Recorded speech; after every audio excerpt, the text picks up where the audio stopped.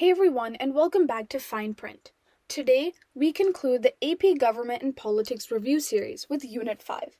If you haven't checked out the Unit 4 episode, as well as the other episodes, be sure to take a look.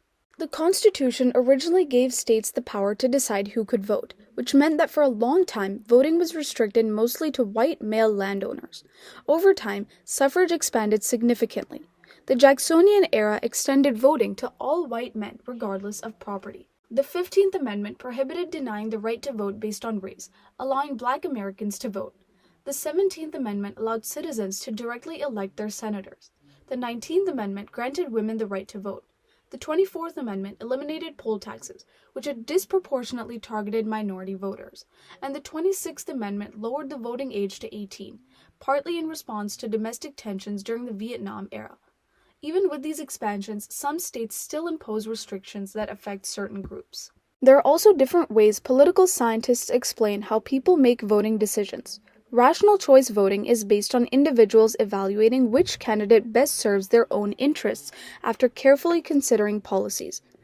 Retrospective voting looks backward, judging a candidate or party based on past performance. Prospective voting looks forward, with people choosing candidates based on predictions about their future performance. And party line voting is when someone votes consistently for one party up and down the ballot. Voter turnout is shaped by many factors. Structural barriers can either encourage or discourage participation. For example, strict voter ID laws or complicated registration processes. Some people question whether their vote matters, especially if they feel their political views are in the minority in their state. Demographics also matter.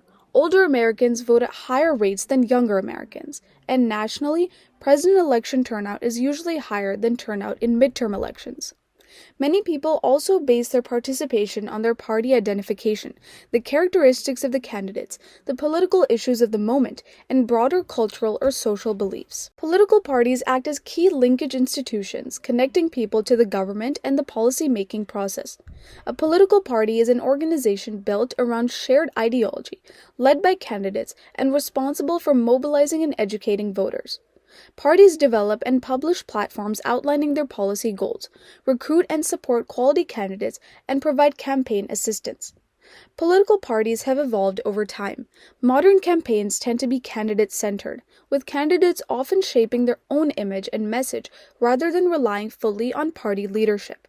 Parties also shift their strategies based on changing coalitions, responding not only to demographics but also to psychographics, people's psychological traits, values, and lifestyles. Changes in campaign finance laws and new forms of data communication have also reshaped party operations. Third parties exist but face major institutional barriers.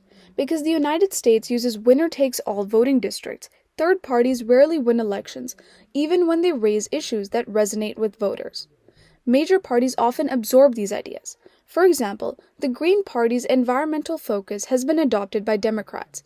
As a result, third parties have a difficult time gaining traction at the national level, when most of these voters would vote Democrat so that their vote gets more representation. Interest groups also play a major role in the political process. An interest group is an organization focused on a specific policy issue, working to persuade policymakers and educate voters. One of their primary strategies is lobbying, which involves meeting directly with lawmakers to influence legislation.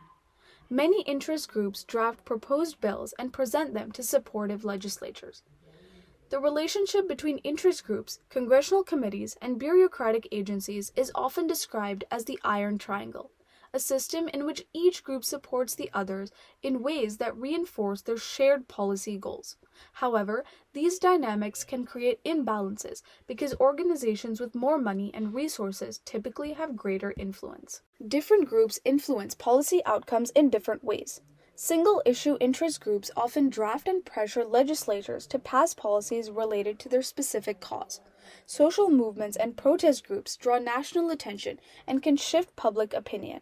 Political parties make the laws once in office, and bureaucratic agencies enforce and regulate those laws. When it comes to electing the president, each major party must first choose a nominee. This happens through primaries and caucuses. In open primaries, voters can choose on election day which party's primary they want to participate in. Closed primaries require voters to be registered with a specific party ahead of time. Caucuses involve open discussion and participation in selecting delegates who support certain candidates. Congressional elections take place every 2 years, and incumbency advantage plays a big role. Members of Congress who already hold office tend to have name recognition, established fundraising networks, and staff support, which helps them get reelected. Campaigns today look very different from campaigns in earlier decades. Political fundraising has increased dramatically, and election cycles have grown longer. Campaign operations involve managers, data specialists, media consultants, and targeted social media content.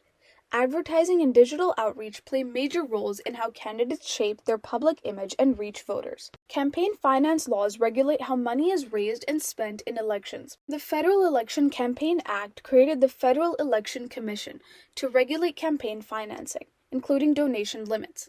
In Buckley v. Valeo, the Supreme Court ruled that spending money in elections is a form of free speech. The court upheld limits on donations but struck down limits on a candidate's own campaign spending. Hard money refers to donations directly to a campaign, while soft money is channeled to parties or interest groups in support of a candidate.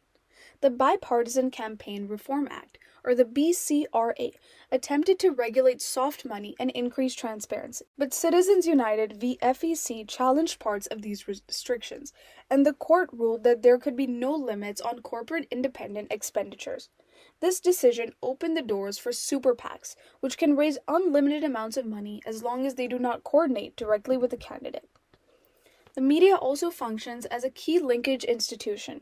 News organizations inform the public through investigative journalism, election coverage, and reporting on major events. However, media outlets often show stories that appeal to audience interest, and bias can appear in what they choose to highlight or ignore. Because media shapes what issues receive attention, it influences the policy agenda and the public's political perceptions. And that's it for Unit 5 of AP Gov and Politics. Go check out the previous unit reviews to get a complete set of study tools, and until then, keep reading between the lines.